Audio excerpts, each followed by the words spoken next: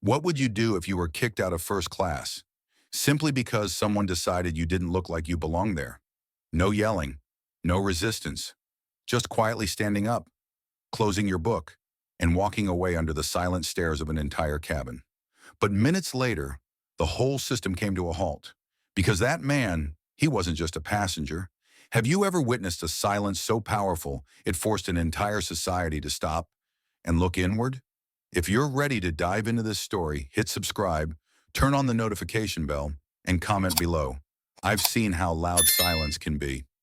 This story begins with a single look and a valid boarding pass. Marcus Alden, a black federal judge, boarded Flight 808, Altair Skyways, with a first-class ticket in hand for seat 1A. He didn't speak much, just nodded politely to the flight attendant, set down his leather briefcase, and opened a worn poetry book, like his whole life had been distilled into that quiet composure. But when Juliana Frost, the lead flight attendant, entered the cabin and let her gaze sweep across the rows, it took her just seconds to reach a conclusion. That man didn't belong there. No explanation, no verification.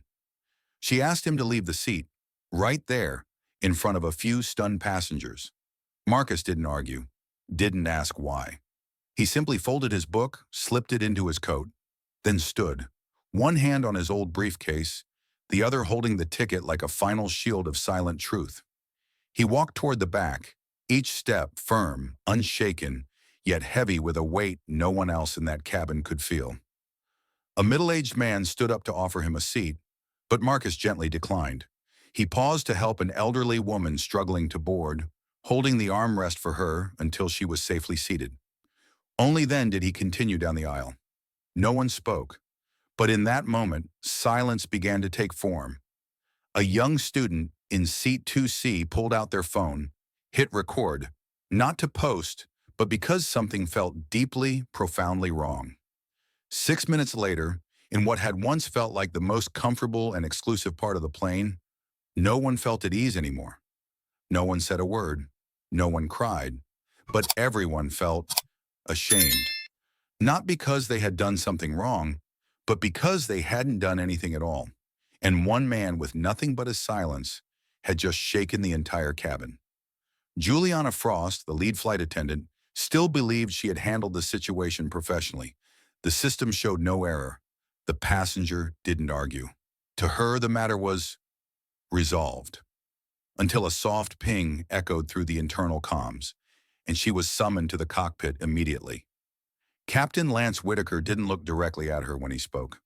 "Juliana, the man you just asked to leave first class is Judge Marcus Alden, a federal judge. He's on the National Oversight Board for Aviation." Time didn't stop, but it stretched unbearably. No one yelled. No one slammed a fist on the console. Yet every word drained the color from her face. When Juliana returned to the main cabin, her steps felt impossibly heavy. She lowered her eyes, voice strained but soft. "Sir, there's been a mistake. You're welcome to return to seat 1. A. Marcus didn't respond immediately. He just looked at her, not with anger, not with bitterness, but with a calm so piercing it felt like it stripped you bare. Then he asked, neither loud nor quiet, just steady, "What exactly wasn't clear to you?" That question cut deeper than any accusation, like a quiet blade slicing through everything Juliana had ever trusted about her so-called professional instinct. As they walked past the rows, the eyes of the passengers had changed. No longer curious. Now they looked away, awkward, guilty. No one said a word, but everyone felt it. The silent judgment that Marcus carried with him. He didn't scold, didn't demand an apology, didn't ask for anyone to speak on his behalf. He simply returned to his seat, as if all he ever wanted was the right to sit in the place he had already paid for. And that, more than any outburst or confrontation, was what made them all feel shame. Because deep down they knew they had witnessed something wrong and let it happen. Marcus didn't resist, not a word of protest. He simply stood, closed his book, and walked toward economy, under the puzzled gaze of strangers who had no idea that each step he took was waking up a system long asleep. 3 minutes after he settled into seat 27A, his phone buzzed. One message lit up the screen. Signal received. Internal investigation auto-initiated. Up front, Juliana Frost was still pouring orange juice, pretending the earlier incident was nothing more than a minor misunderstanding, until she was called again. But this time, it wasn't to the cockpit. Room 502, Polaris Compliance Wing. She was summoned for clarification regarding improper passenger removal procedure. There, seated across from her, were 3 oversight officers, 1 legal advisor, and a video, recorded from seat 2C. No narration, no edits, just 48 seconds of raw footage. But it was enough to dismantle every excuse she had ever believed was protocol. When asked, "Why did you ask him to leave his seat?"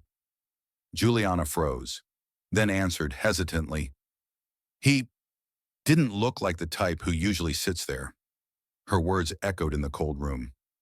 No one replied, but every face around her had already rendered judgment. Meanwhile, across the city, Marcus carried on with his day. Back in the courtroom, back behind the bench, hearing even the smallest cases with that same unwavering focus. No press release, no televised interview. Just a single message sent to the airline's media team. No statement needed. Just make the system work. No one expected that quiet text would ignite a firestorm. The airline's CEO called an emergency meeting. News outlets began demanding answers. The video hit 2 million views in 6 hours. No music, no editing. Just a look and silence. And while the world debated, dissected, and raged, Marcus sat in chambers, opening a new case file. On the cover, a handwritten title, "Silence Doesn't Mean Surrender." As the video went viral, every major news outlet scrambled to interview Marcus, but he declined them all. Instead, he sent a short email to the only person who truly needed to read it, Juliana Frost. "Silence is not consent, it's a mirror, and I hope you have the courage to look into it." Juliana printed that email and read it over and over again in her empty apartment. Just a few words, yet it felt like the most composed indictment she had ever received. In the internal hearing, when her supervisor asked, "Do you have anything to say in your defense?" she simply placed that letter on the table. Then she requested to resign from the airline, without excuses, without blame. 3 weeks later, someone spotted her at New Light Commons, a community center teaching life skills to young people of color. She didn't teach from textbooks. She told her story, honestly, openly, without softening the edges. "I used to think I was aware, but I didn't see, until I was forced to look straight into the bias I kept pretending wasn't there." At that same time, Marcus took the stage at the Windermere Summit on Systemic Justice. He didn't read from a script. He didn't need to. "Power doesn't come from how loud you shout," he said. "It comes from knowing when to stay silent and letting that silence speak for itself." The entire hall rose to its feet, not because of who he was, but because of the truth carried in the eyes of a man who had once been removed from his seat, and no one asked why.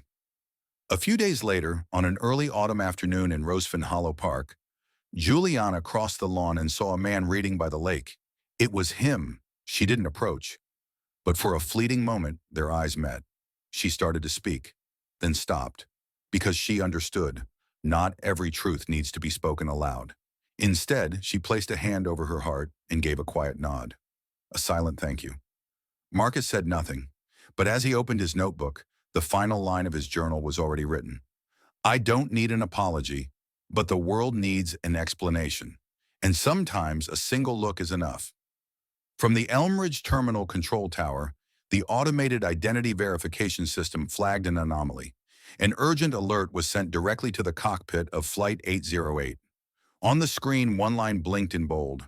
"Passenger seat 1A, Marcus Alden, Senior Federal Judge. Full security clearance authorized." Captain Lance Whitaker immediately revoked the seat downgrade order.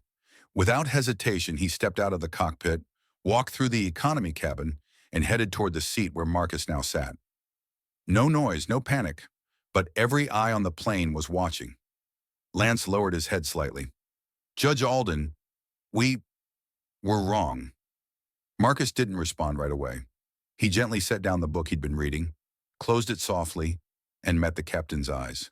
And in a voice that was steady, deep, and calm, not angry, not trembling, he asked, "What exactly about me made you believe I didn't belong there?" Lance had no answer, and truly he didn't need one. Because by that moment, every passenger on that flight had already answered the question in their own minds. Juliana Frost stood nearby, eyes locked on Marcus, her hands clenched tightly at her sides, fighting back tears, not from being reprimanded, but from the quiet realization that, for the first time in her life, she had been part of the problem, and now she wanted to be part of the solution. The plane landed 3 hours later, but the story never really touched the ground, because as Marcus would later write in his memoir, silence isn't weakness. Silence is knowing you're strong enough, that you don't need to prove it, and sometimes in the quietest act becomes the loudest echo. Juliana Frost was urgently called to the cockpit. The air inside was cold, suffocating. Captain Lance Whitaker handed her a data printout from the control tower, along with a look that said more than words ever could. "The man you removed from first class is Marcus Alden, federal judge, special designation, classified internal assignment." In that instant, her knees nearly gave out. Every ounce of confidence she once carried shattered. She remembered his eyes, calm, not angry, but not forgiving either. The way he had stood up, quietly folded his book, like this wasn't the first time it had happened to him. No protest, no defense, because maybe he already knew. No one really wants to hear it. Juliana returned to the cabin, but she wasn't returning as the chief flight attendant. Not anymore. She was returning as someone who had made a mistake, one she had no choice but to face. She lowered her head, voice barely above a whisper. "Judge Alden, I've been instructed to return you to your rightful seat." Marcus looked up. He didn't raise his voice. He asked only one question, quietly but loud enough to hush the entire cabin. "What exactly made you think I didn't belong there?" Juliana didn't answer. No one did. Because in that moment, the silence wasn't helplessness. It was the only confession the entire cabin had the courage to make. Juliana Frost stepped back into the first-class cabin, her hands cold as metal under the cabin lights. She wasn't moving on orders from her captain anymore. This time, she was obeying something far more powerful, her conscience. She stood before Marcus, the man who had just been publicly humiliated because of the color of his skin and the weight of others' assumptions, and spoke, her voice barely audible. "I'm sorry, sir. Please, return to your seat." Marcus gently closed the book in his hands and stood again, but this time, not to walk away. He looked directly into her eyes, not with blame, not with bitterness. And then he asked in a voice so calm, so quiet, it seemed to unplug the entire cabin. What exactly wasn't clear? That question wasn't seeking an answer. It exposed one. A passenger behind him lowered his head. A young boy leaned toward his mother and whispered, "Why did they make him leave, Mom?" No one answered. No one had to. The flight continued, but the atmosphere had changed completely. No one sat with the same upright confidence they had when the plane took off. Because with just one look and one question, everyone was suddenly forced to face the one thing they tried to ignore: the truth. Marcus's silence in first class carried more weight than any protest ever could. No sharp words, no pointed questions, just a suffocating stillness, as if the entire cabin had forgotten how to breathe. He returned to seat 1A, fastened his seatbelt, and reopened his book. But no one was looking at the pages anymore. A businessman across the aisle, who'd smirked just moments earlier, quietly removed his headphones. An elderly woman gently placed her hand on her grandson's and whispered, "Watch closely, my dear." That's how a real man faces injustice. Juliana stood frozen at the rear of the cabin, one hand still gripping the divider curtain. She wanted to explain, to say she didn't mean it that way, that it was protocol, that she was just following procedure. But Marcus didn't look at her, and somehow that hurt more than any reprimand ever could. Because in that moment, she saw the truth more clearly than she ever had. The failure wasn't in the action, it was in the assumption. A logistics staffer stepped into the cabin, whispered something to Flight Attendant Marigold Everly. A handset was lifted. Confirmation came through from Elmridge Tower. Marcus Alden, senior federal judge, had full authority to oversee the National Aviation Security Network. Juliana stepped back, and for the first time in her career as a flight attendant, she felt afraid, not of losing her job, but of losing herself. A 48-second phone clip, filmed from seat 3C, began circulating online less than an hour after the flight landed. The video opened with Marcus Alden calmly closing his book, standing up and walking away from seat 1A. No anger, no argument, just a man walking between two aisles while every eye followed him, and not a single mouth dared to speak. The caption below the clip read simply, "He sat in the seat he paid for, and they removed him because he didn't look like the kind of person who usually sits there." Within 12 hours, the clip had passed 3 million views. Morning news programs across the country filled their screens with Marcus's image. But it was the words he left behind that lit the spark. No statement needed, just make the system work. Not an accusation, not a fiery protest. But it was that restraint, that dignified stillness, that shook the system to its core. The Polaris Compliance Wing received over 8,000 complaints within 3 hours. People who had lived through similar experiences began sharing their stories, and soon federal agencies across the nation launched internal audits into long-standing, quiet policies of exclusion and assumption. No one was shouted at, no lawsuits were filed, but an entire system was forced to look in the mirror. Because one man chose silence at the moment it mattered most. Marcus didn't hold a press conference. He didn't rebut anything on television. He simply sent one message to the federal office attached to his formal report. It happened. No statement needed. Let the system do what it's supposed to do. No one knew whether he typed that sentence from the cabin or from his desk, but everyone understood. This was a judge who had presided over historic rulings, now choosing to act in a way many called quiet yet profoundly deliberate. Meanwhile, inside the office of the Inspector General, emergency meetings were underway. Flight logs, surveillance footage, and internal complaint protocols were all ordered to be fully disclosed within 24 hours. What struck everyone was this: no one was named, no individual was publicly blamed. And yet, everyone saw themselves in that story. Juliana Frost, once convinced she was just following procedure, was summoned to testify. She didn't say much. She simply echoed Marcus's question. What exactly wasn't clear? And in that moment, for the first time, she broke down in tears, not because she was being disciplined, but because she realized she had helped reinforce a system of quiet exclusion, one she herself had once been a victim of. Just from a different angle. Awakening didn't come with a bang. It came from a question no one could answer. When the plane touched down at Gate 14C, Holden Port Hub, no one expected the first people to board would be representatives from the Federal Internal Review Commission. They weren't there because Marcus had filed a complaint. They were there because the system had felt the weight of his silence and could no longer ignore it. Marcus stood, calmly, no handcuffs, no detainment. But every eye in the cabin followed him, not with suspicion, but with quiet reverence. Juliana watched him go.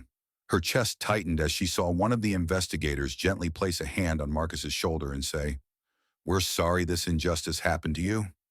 Not because the law demanded it, but because healing always needs a beginning, and that was theirs. Juliana disembarked later, alone. No escort, no condemnation. But inside her something had crumbled, and something else had awakened. On the ride home, she reopened the now viral video clip, shot by a passenger. She scrubbed slowly to the moment Marcus stood up, closing his book. There was no flash of anger in his eyes, no bitter words, just a man who knew exactly who he was, and refused to let someone else's prejudice define that. She broke down, for the first time, not because she was misunderstood, but because she had once been too afraid to look truth in the eye. Juliana was brought to room 502, Polaris Compliance Wing, the very place where decisions had once reshaped the entire aviation industry. The room was cold, still, so silent that the sound of a turning page felt like a blade slicing through awareness. Heath Marlowe, head of the ethics committee, didn't raise his voice. He didn't accuse. He simply asked gently, "What made you so sure that he didn't belong in that seat?" Juliana froze. Not because she didn't have an answer, but because the answer was far too simple and far too painful to say aloud. She bowed her head, not to avoid the truth, but to finally acknowledge it. Maybe because I'd never looked at someone like him and thought, he deserves to be there, she said, voice raw. No one wrote anything down. No pens clicked. But the atmosphere in the room shifted. A young member of the oversight team gave a quiet nod. Another stepped out of the room, eyes red, holding back tears. Not because a verdict was about to be handed down, but because they had just witnessed something rare in a system that often equates silence with safety. Someone who chose to face their mistake, not to defend it, but to grow from it. When asked the one question, why? Juliana could only manage 6 words. He didn't look like he belonged. No shouting followed, no outrage. Just a room held still by the weight of a truth too heavy to justify. Heath Marlowe studied her for a long moment, then slowly set his pen down. "Do you realize," he said evenly, "that in less than 12 hours, our system has been named 6,128 times across the media? And yet the one person, the victim, hasn't spoken a single word?" Juliana nodded, her eyes rimmed red. "Because he didn't need to," she whispered, more to herself than anyone else. "We've already spoken enough for him." And in that moment, she let go. Not of a title, but of a belief system that had once convinced her she was always right. She walked out of room 502 with a letter in her hand. Not a verdict, but an invitation to join a retraining initiative across the entire aviation industry. As the first instructor on implicit bias, Juliana didn't ask for forgiveness. She chose instead to give the rest of her time to ensure something like this wouldn't happen again. No one ordered her to, but that was how she began rewriting who she was. Not through words, but through choice. Marcus didn't speak to the press. He didn't issue a statement. He simply returned to work, as if nothing had happened. But it was that very silence that made the entire system unable to stay still. At the Westbridge Court of Appeals, where Marcus routinely presided over some of the country's most complex federal cases, the spectator gallery was packed that day. Not because of a high-profile trial, but because people wanted to see the face of a man who didn't react the way they expected him to. A young attorney, attending court for the first time, leaned toward her colleague and whispered, "I thought maybe today he'd say something." "No," the other replied softly. "He'll let us hear ourselves instead." After the session ended, Marcus quietly stood, gathered his documents, and walked into the hallway. A black law student, nervous, trembling, approached him, voice barely audible. "I didn't know what to do when I saw that video." Marcus looked at him gently, placing a hand on his shoulder. "Then don't rush to do anything," he said. "Learn to see, learn to understand, before you react." Just one sentence. No theatrics, no speeches. But it made the student break into tears, because in those few words was everything no one had ever taught him. But that today he finally understood. Marcus didn't preach. He let the world hold up the mirror. And sometimes the silence that comes with intention is the loudest voice of all. Altair Skyways launched a formal investigation and issued a nationwide public apology. But Marcus declined to speak. Not out of anger, not out of pride. He simply chose silence, one final time. When reporters crowded the main hall of Halden Port Hub, microphones reaching toward him, Marcus gave a slight nod, then quietly turned away, leaving behind a silence so complete it felt like the truth itself had already spoken. 1 month later, at a National Law Academy forum, Marcus made an unannounced appearance, not as a keynote speaker, but as the man standing quietly at the back of the room. During the Q&A, a white student stood up and asked, "How do I make sure I never become like that flight attendant that day, even if I mean no harm?" Marcus stepped forward, his face calm, unsmiling, and he answered, "Check your gaze before you check anyone else." The room erupted in applause, not for eloquence, but for a truth delivered at the right time, in the right way, by the right man. That day, people understood. Change doesn't begin with slogans. It begins with how we choose to see and how we choose to stay silent. Because silence isn't weakness. Silence is courage, when you no longer need to prove anything. In apartment 3F, the Cypress Outlook, Juliana sat alone in the dark. On the table in front of her was a laptop, its screen glowing with a single email. The subject line read only two words, reflection. She clicked it open. Just one sentence appeared. Silence is not acceptance. It is reflection. Marcus Alden. She didn't cry, but her hands trembled, like someone had just peeled off a mask she'd worn for far too long. She remembered his eyes that day. Not angry, not accusatory, just a mirror held so still it left nowhere to hide. The next morning, Juliana resigned. No warning, no explanation. She moved to New Light Commons, a place where teens pushed to the margins by the system needed something most adults never gave them, someone who would listen. On her first day, she told a story. No names, no specifics, only a lesson. Sometimes you have to learn how to be silent, just to realize when your own voice disappeared.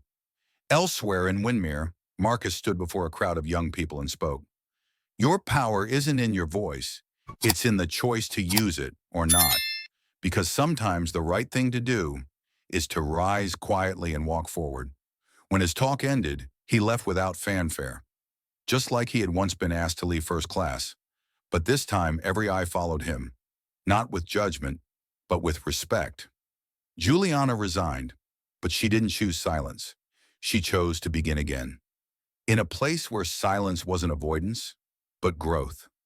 At New Light Commons, in a small classroom filled with young eyes that had once been judged for their names, their skin, or their pasts, Juliana stood at the front and told her story. Not as a hero, not as a victim, but as someone owning her truth. I used to think I was right until I stood in front of a man who never had to prove anything, yet made me see how deeply wrong I was. A boy raised his hand and asked, "Did you ever apologize to him?" Juliana paused, then answered, "I didn't have to, because he didn't need to hear it. He just needed me to change. And I've started." Across the city at the Windermere Hall graduation ceremony, Marcus was invited to speak. He stepped up, not in anything new or flashy, but in the same worn suit, with the same steady gaze. Only this time, no one questioned if he belonged. Silence is not weakness, he said. It's the choice of someone who knows they don't need to shout to be heard. And sometimes, one look is enough to change an entire generation. There were no dramatic endings, no grand declarations, just a truth that lingered. The world doesn't change because we yell louder. It changes when silence is strong enough to make others finally look inward. It was a quiet afternoon at the Windermere Education Center, and the auditorium was nearly full. There were no bright lights on the stage, no dramatic music, just a single microphone, and one man who walked forward with no papers, no script. Marcus Alden, a black federal judge whose storm of silence had forced an entire system to confront itself, stood before hundreds of students, teachers, and even those who had once doubted him. He didn't begin with a greeting. He simply looked out over the room. "I'm not here to be defended," he said, his voice deep and steady. "I'm here because someone once removed me from a seat I had every right to occupy. And that same person taught me something I'll never forget, that no apology in the world means more than a real act of change." The auditorium fell silent, utterly still. He went on, "Power doesn't live in how loud you speak. It lives in the moments you choose not to, not out of fear, but because you believe the truth will speak for itself." In the third row, Juliana bowed her head. No one turned to look at her, but everyone knew. She was crying, not for guilt, but because, for the first time, she felt forgiven, without anyone needing to say the words. And in that very moment, the speech ended, not with a closing statement, but with one final line that was never written anywhere. "I don't need the world to applaud. I just hope it learns to pause before deciding who someone is, based on how they board a plane." Late afternoon at Rosefen Hollow Square, the soft air of autumn wrapped itself around the rustling trees.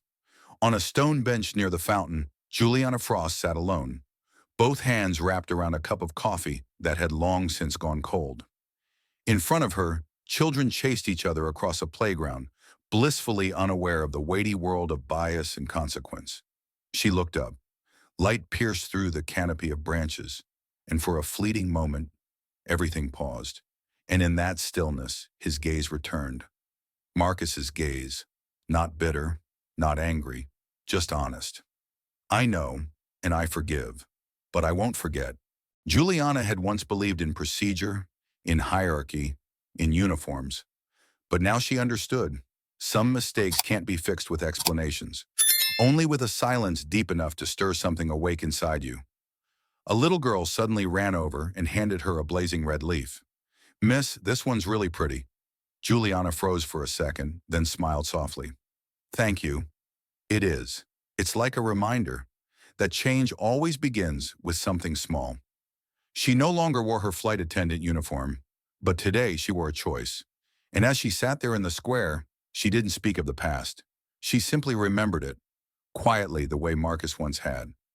At Clearwater East Courthouse, in a quiet office tucked away at the end of the third-floor hallway, Marcus Alden sat before his computer screen. Soft light filtered through the window, casting a gentle glow over an old family photo beside his desk. One hand rested on the keyboard. The other held a small note Juliana had quietly left behind after her talk at New Light Commons. "Thank you for not shouting. Because of that, I finally heard myself." Marcus typed the final line of his internal report. No exclamation marks, no accusations. Just a single sentence. "I don't need an apology, but the world needs an explanation, and sometimes a single look is enough." He hit send and closed the file. Rising quietly from his chair, Marcus stepped into the hallway. A few law students passed by, nodding respectfully. No one mentioned what had happened, but something in their eyes had shifted. Not because he was a judge, but because of how he chose not to become a victim. In a world where words can be twisted, sometimes silence is the most unshakable declaration. If you're still here, and something in your heart is stirring, share it in the comments below. Because somewhere out there, someone might be waiting for just one look to find the courage to move beyond judgment. And if this story moved you, consider subscribing, not for the numbers, but because we need more people who know when to stay silent and how to stand up the right way. Some lessons don't need to be taught with words.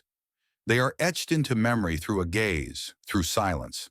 The story of Marcus Alden, a black federal judge removed from his first-class seat simply because he didn't look like someone who should be sitting there, is not a tragedy. It is a mirror, one that reflects the shadows society still chooses to ignore. He didn't react with fury. He didn't shout. He didn't demand justice with clenched fists. He stood, closed his book, and walked away. And in that moment of stillness, everyone around him fell silent, a shame that needed no name. The greatest lesson wasn't in his silence alone, but in the way he chose dignity over outrage. In a world obsessed with being loud, being right, silence at the right moment is the highest form of wisdom.